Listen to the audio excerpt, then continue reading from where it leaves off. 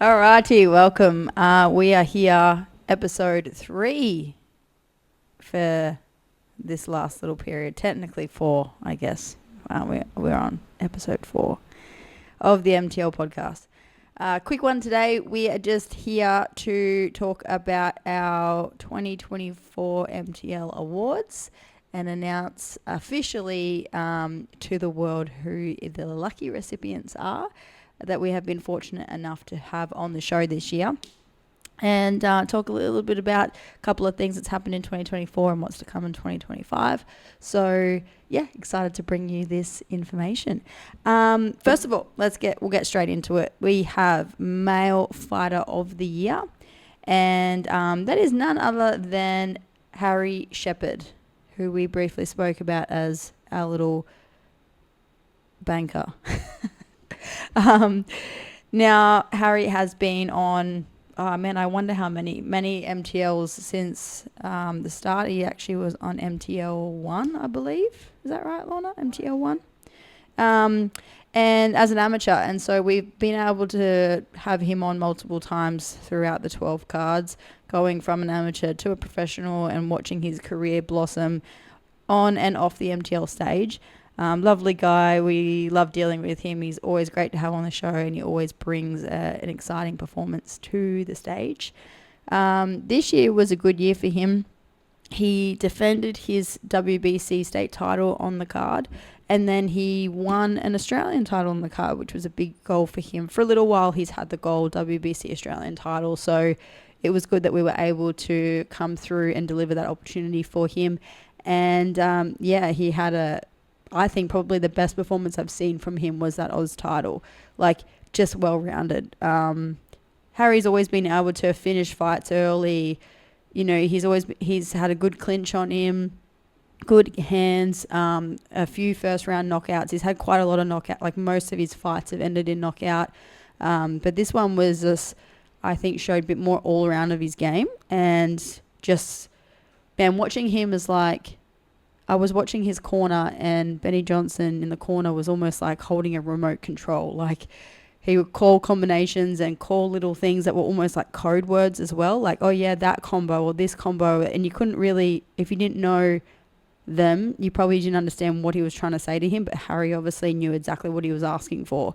And Ben would say it, Harry would do it. Ben would say it, Harry would do it. And I love seeing like your relationships like that between coach and fighter, because it's clearly that they've just got a system that works, and Harry's career is definitely progressing, and he's just getting better and better. So yeah, so he is now the 63.5 Oz champion, and we're excited to see what's next for him. I think he has some new challenges coming his way. There are some talks of him playing around in MMA. But of course, if he does any Muay Thai, we would love to see him back on MTL, and hopefully we can, keep bringing him back to the MTL ring. Fighter of the year. Congratulations, Harry. Female fighter of the year is none other than Lucille. So Lucy's had a good year with MTL. We've been lucky enough to have her fight for the MTL title, and she won that one. And then finally her shot came for the WBC world title at minimum weight, 45 kilos. And so she's had a couple of international opponents on the show now. And then we were able to bring Petsupa from Thailand to fight her. And that was a pretty good, it was a round 2 finish, I believe. Petsupa, round 2, possibly round 3, maybe.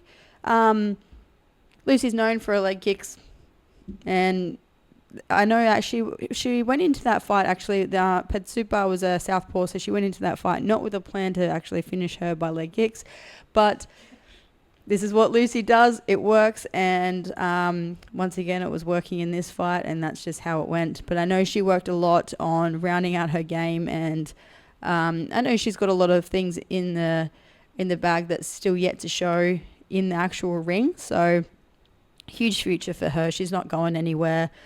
She wants to keep that title, and she wants to stay active. So we will definitely see her on MTL in 2025. Much more for her to come between minimum and mini flyweight. So yeah, exciting times for Lucille.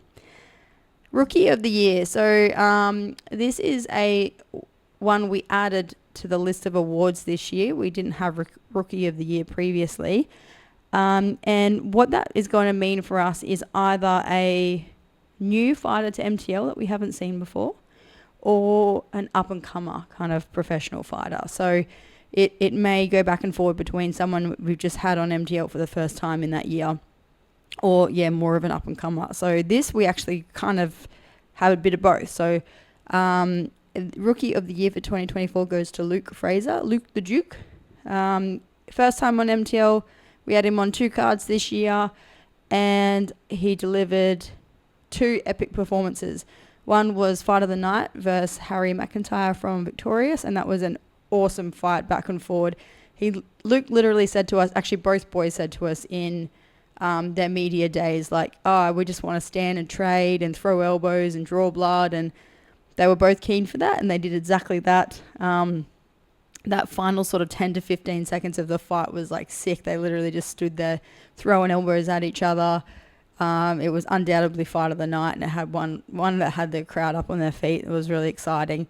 And then he came back and fought again on the next card, and another sick performance. He is interesting to watch, and I think are going to be a really, really exciting prospect to keep an eye on in the future. One we're very hopeful we're going to have on quite a few times next year. And just, he's young. He's only just 18. He's had a ton of fights. He's been fighting since he was a little, like, I think 10 or under even, possibly.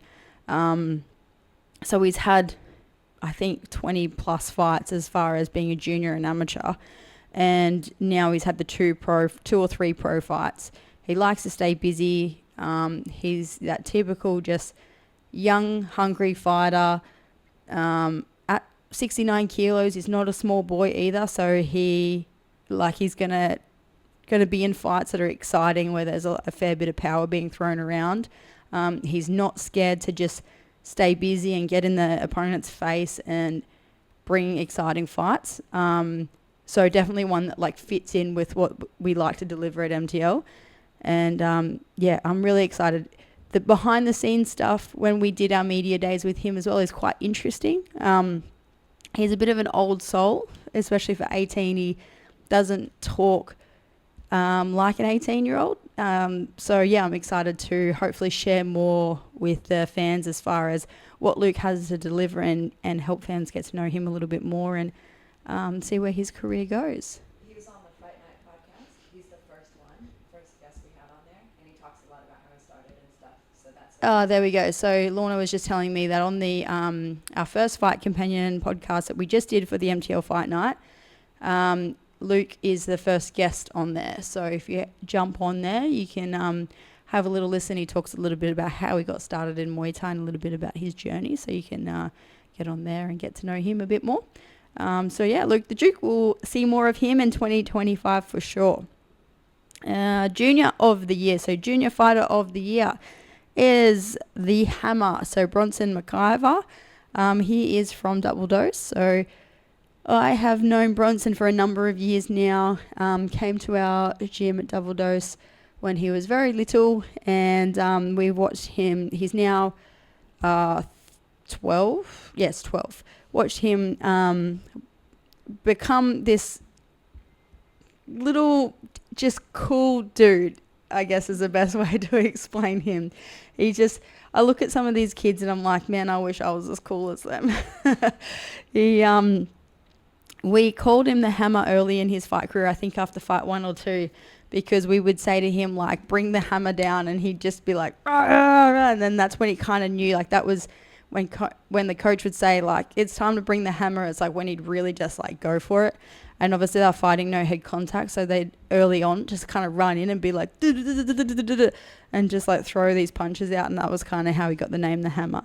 But what's been interesting is he's kind of my main one that we use as an example when it comes to developing junior fighters, is when they all start out, they're usually just like throwing, techniques crazy. And I was always wary early on that the no head contact thing with the kids being so young was going to be almost a hindrance to them developing real style as they got older. Now, mainly because I worry about their guard. You know, if they don't fight with head contact early on, they tend to have their hands lower. And are they ever going to learn to keep their hands up? Are they ever going to learn proper defense and moving their head around and not getting hit if they're fighting no head contact? And he's been a really perfect example of watching that develop and realizing that no head contact fights is great for their journey, keeps them in the sport, keeps them safe, but also it doesn't actually hinder that at all. Now he's 12, he's moving into head contact fights, and we've been able to watch in this last 12 to 18 months him really develop this beautiful technique and beautiful style. And man, when kicks come at him, he leans back and his guard's up and he's kind of really relaxed into this nice style. He's got a kind of developed a bit of a beautiful counter style. So he's still got the hammer in him. When we tell him he's got to go and the hammer's got to come, then he knows he's got to go for it. But typically he likes to sit back and use his eyes and see what's coming and then use counter attacks. And it's been really cool to sort of see and now witnessing from him from being so young, where they don't have technique and they're just kind of throwing stuff out there, hands are down, and they're just learning, to really developing into this more mature fighter. And he's still only 12. I think it's a really cool example to see, no head contact keeps them safe, doesn't hurt them from learning their technique. It all comes in time. Now that he's a bit stronger, he's got this more power behind him. He's growing up and going into this next year doing head contact fights. He's ready for it as well because he's got the defense and he's got the guard now. So now going into getting hit in the head, he's going to be more safe because he knows how to get out of the way. He knows how to use his angles. He knows how to keep his hands up. So rather than him just taking unnecessary damage, he'll be able to use that IQ, which will benefit him in the ring now. And he won an MTL title in December of 2023 and then had a fabulous year this year and stayed busy, had a number of fights. And yeah, I'm excited to see his career develop and see what comes for this little guy. Little guy is probably bigger than me. So yeah, Bronson, congratulations, Junior Fighter of the Year. Fight of the Year is pretty self-explanatory. Albert Dua versus Rodlek. I think this is arguably Australian, wide fight of the year, not just MTL. So of course it's going to be MTL fight of the year. I don't know what more there is to say about this one. It had everything. It had spinning, jumping, aggression, clinch, knockdowns, controversy, close back and forward battle the whole time. It had it all. Yeah, man, the venue was just absolutely electric. It was such a cool experience to see that fight happen, and I'm so glad that we got to host it on MTL. So Albert Dua versus Rodlek, undoubtedly, fight of the year Australia-wide, regardless of MTL. So congratulations, guys. And KO of the year is Jayden Eynaud, MTL 12 versus Gerardo Atti for the WBC world title. Gerardo coming with his belts in tow, ready to defend it. And Jayden had been waiting for this opportunity for a while. They had been calling each other out online, and it finally happened. And like you can always expect from Jayden, round one, absolute out of nowhere, missed a kick and spun his way out of it as he missed the kick with a spinning back fist, and boom, good night. It was all over for Gerardo, the Blade. I would have loved to see this fight go on for longer because Gerardo came with the goal of obviously knocking Jayden out, and it was his belt. He didn't want to give that up. Yeah, it was quite a character. It would have been leading up to a good fight, but you just can't sleep on Jayden. It's that's just what happens. And to capitalize on missing a kick like that and just continue on and end the night like that, Gerardo was out cold. And what a fantastic knockout. So well deserving knockout of the year. Team of the year. So this was a funny one actually, because realistically I should have done this a few years ago, but I've always tried to be politically correct and politically fair and not award it to my own team, Team Double Dose. But I think what's interesting for those that don't know, MTL has kind of established itself as its own brand, its own thing now. But for those that don't know, MTL actually started because of Double Dose. So it makes sense that this year I finally just do the right thing and give the Team of the Year to Double Dose. We started MTL because I wanted to create an opportunity to get more fights for our own fighters. We had a few amateurs that were kind of getting to the point where they were showing themselves being really serious and they were looking to turn pro eventually. So I wanted to give more of a platform and to get more fights for them. And we had quite a busy team, and we have a busy junior team as well. So it started just very innocently, like, oh, well, let's just do our own promotion. Then we can get them more fights and we can put a bunch of them on. Like, instead of getting one fighter on a show here, then the next weekend another fighter on a show here, or two here, one there, we could just load them up and get as many of them on, and it'd be great.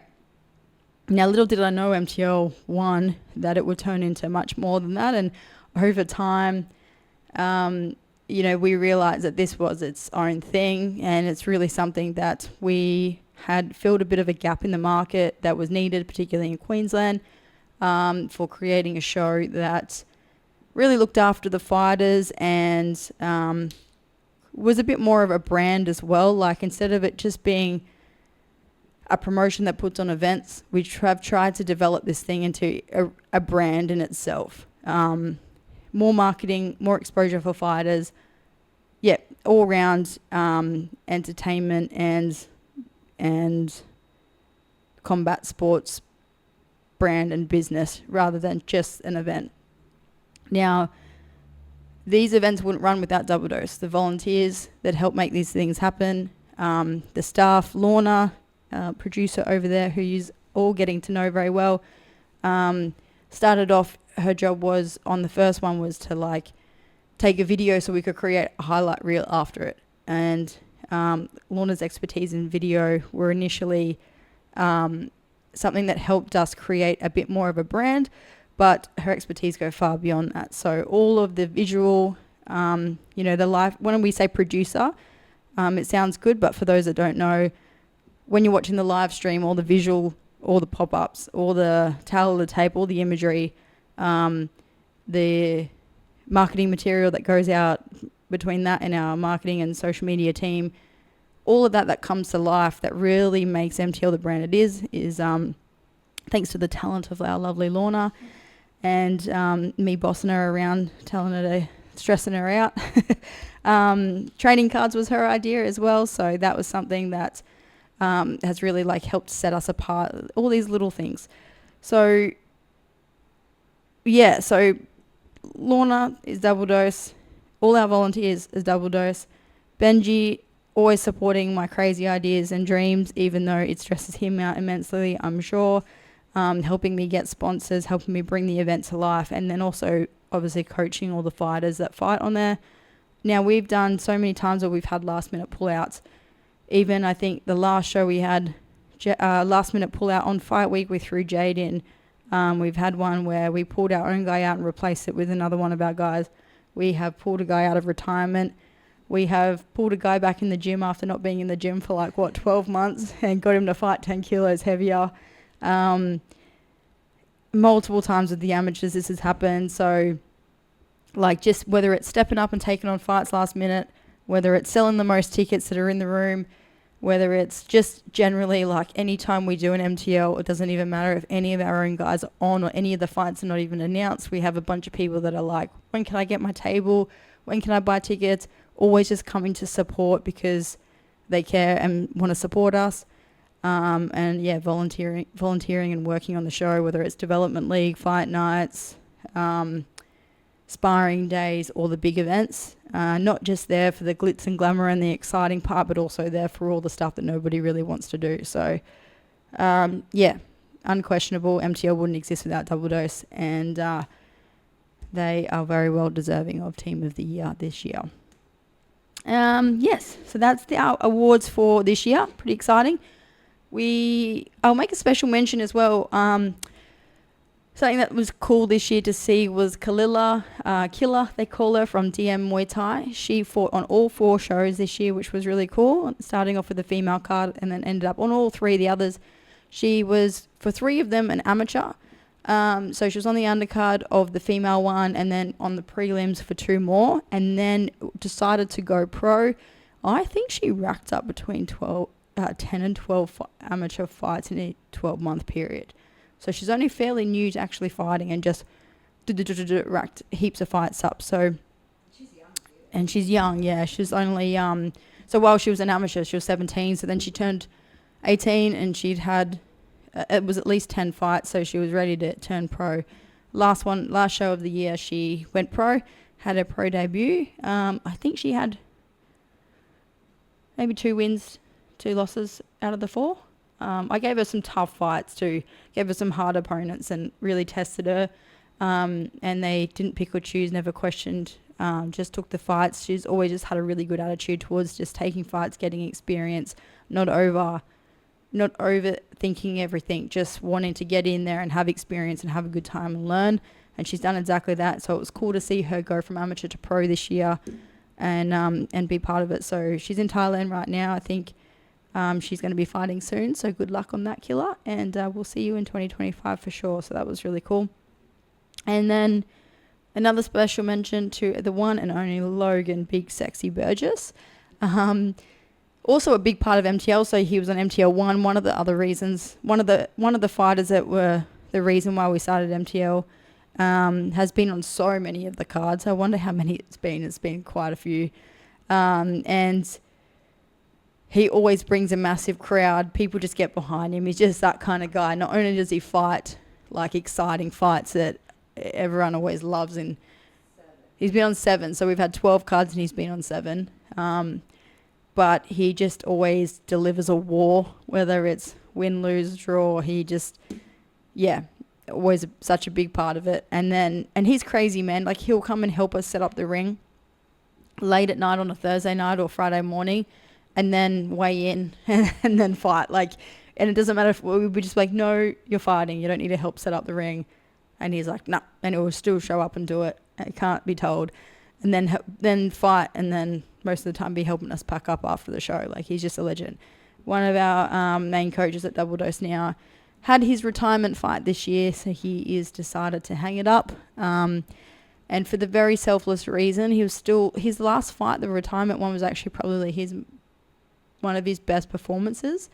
He just had such a good time with it, but he selflessly has decided to retire so that he can focus on coaching. He's getting to that point now where he gets as much value and purpose out of helping others, whether it's just beginners learn how to do Muay Thai or whether it's fighters getting in the ring. He absolutely loves that so much that he found that being in fight camp himself was taking away from him being able to give everything to that experience. So, and that just shows the kind of person he is. He's one of my best mates for a reason, and an absolute legend, and new dad. I think they announced the baby coming on the show, and then she was there for his last fight as well. Always in the gym now, little Millie. So yeah, another person that'll be around this sport. He's not going anywhere, and you'll see him cornering all of the new fighters coming through. And what a cool career. So congratulations, Logan. I'm very proud that we got to put so many of his fights on MTL, and he's able to been there to grow MTL with us. And I'm looking forward to seeing his career develop as a coach. 2025, what's to come? Now we've got 4 cards announced. We've got all the pro cards. We've got March 8, May 17, August 9, November 1st. 3 of those at the Gold Coast. August 9 will be in Brisbane. We are not going to announce the venue just yet. It is booked, and it's a cool venue. It's exciting. It's going to have a different vibe to it. We've got some things in the works being planned for that. But more to come on that. We'll leave it at that. But otherwise, March 8, May, and also November, we have 3 more cards at Sopo. excited to start announcing these. We will bring out the information on the main event for March 8 very soon. It's locked in. Got a couple of other cool fights locked in. I'm working on a co-main event at the moment that's very exciting, so let's see. Hopefully that will, so watch out in after Christmas and the new year. We'll start announcing those, and another 4 exciting cards. MTL, we will just keep doing what we're doing and delivering more cards, more exposure for fighters, and new faces, old faces. It's going to be cool. More development leagues and fight nights. So one thing that's been cool, we've always done this, I think, since MTL 1, we've had the day, whether it was the day shows or separate cards, this development series where we've been able to provide a platform for juniors and amateur fighters coming up and provide, I guess, a bit of a, wasn't intentional for it to be that way, but it's kind of ended up this nice pathway where you can start off in development league, whether it's because you're a junior or because you're an adult that's just starting out their journey, and fight under a fair and safe rule set with not too much over the top frills, you know, so you're not having to worry about ticket sales and all those other little things. You can just focus on fighting, learning, you know, starting your career and enjoying the experience of all the things that you've got to take in as you become a fighter in a sort of low pressure environment. And then as your journey develops, then you can potentially fight on the MTL Pro cards on the prelims, where we have a couple of like kind of standout amateurs that are maybe working towards the back of their amateur career, getting ready to turn pro. And then when it's time to turn pro, ideally you can then move on to the pro cards. We were able to see that come to life a little bit this year more again. One of the standouts was at an MTL fight night. We had Blake Mays from Spain's Gym and Corey Sear from Solace fight, 2 separate fights on a fight night. Both of them stood out. Corey was in like fight of the main event for MTL fight night. Fight of the night for sure was a crazy, exciting one. Everyone off, you know, just it was just a crazy amateur fight that the venue just erupted. It was awesome. And then Blake Mays that night, he won a really good fight by a stoppage and just really, really good performance. And then we were looking at them going, these two need to fight each other. They were both at the same weight. Both of them were getting ready to go pro. So we booked them for the following MTL pro card, and we said, we'll have your pro debut against each other on the show. And it was awesome. And it ended up being fight of the night that night, I believe. Yeah. So it was MTL 12. Yeah, MTL 12. They were the second fight of the night. We were going to have them open the show, but they ended up second fight of the night, and it was absolute killer fight, back and forward. Corey Sear coming out the victor of that one, but man, what a performance it was. It was just the best way to really kick off the show, and in such an incredible card, and it was sick. And then they got fight of the night that night too. So it was kind of cool to see that kind of come to life, where they've come through the development series, they've stood out, and we've said like, come on, let's go. And they were both ready to go pro, so able to do that on the undercard of the pro card. So yeah, that was awesome. So we're going to be doing more development league and fight nights, you know, in the coming year. Continue to provide opportunity under WBC Amateur for juniors and for amateurs to get started in their careers. We've also got the WBC Amazing Muay Thai Festival happening again. Every year that happens. This year it's in Italy. It's a fair trek away, but it's an exciting international level tournament where amateurs all the way through to elite fighters and juniors also all from all around the world come together to compete in a tournament style event that goes over 3 or 4 days. And so far we have announced quite a few fighters that are off that are regulars on the MTL development series. So we've got Dorka, Molly, Lexi, Babyface, and Supernut. So Supernut is MTL champ. Babyface is our little face of development league. He's been fighting on MTL development series since he was, his first one, he was 5. And and 18 kilos was his fight. It was like, hence the name. He got the Babyface Killer as his name. He's like a second son to me, that kid, and he's now had 26 fights all up. He's had a couple of MMA fights now, 26 fights all up. He's now been taking MMA fights or whatever he can get, because it's getting hard to get in Muay Thai matches all the time. And so, yeah, he's just been selected to go on the team, so that's exciting. We have Superlex. She is a new fighter out of Double Dose. She's had a busy year, 3 fights in the last few months, and absolute killer. She really, really suits the name Superlex, because she's got a massive kick on her and just is going to be a force to be reckoned with. So excited to take her to Italy as well. And then, of course, Dorka and Molly Molly both had a number of their fights. Probably 80% of the fights that they've had have been on MTL Development League. They've both fought each other 3 times. Just 2 really lovely girls that just put in the work, and they just fought this past weekend each other. And just watching the technique and the style that can come out of 2 12-year-old girls is like absolutely unbelievable. They just got such great IQ and technique and power coming through them now. And so excited for them to come on to the WBC team as well. So it's cool to see like some of these juniors come through and get these opportunities, and the kids that we've gotten to know really well through the development series. So it's something that's super rewarding for us to do, the development and the amateur shows. It's like, it's just cool to see people's careers develop.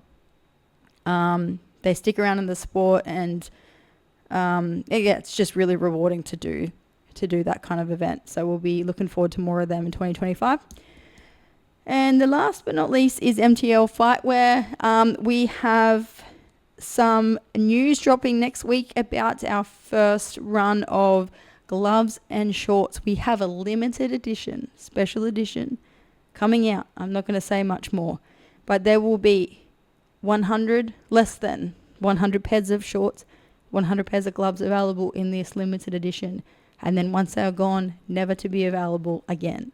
So they should be in Australia next week and ready to be delivered just in time for Christmas if people want Christmas presents. Gloves and shorts, very exciting. But you'll have to wait to know more.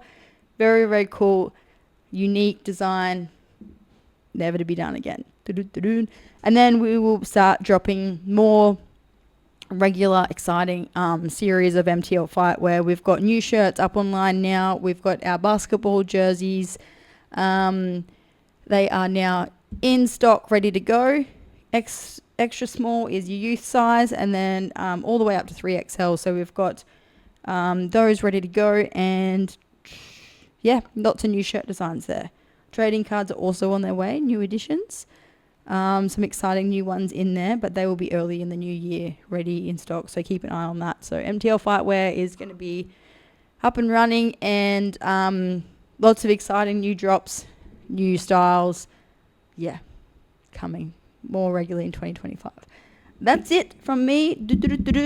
Once again, if you have special guests that you want to hear on the podcast, or anything that you want Lorna and I to sit here and talk shit about, that you want to hear more about, let us know, and we will add it into some of the upcoming episodes.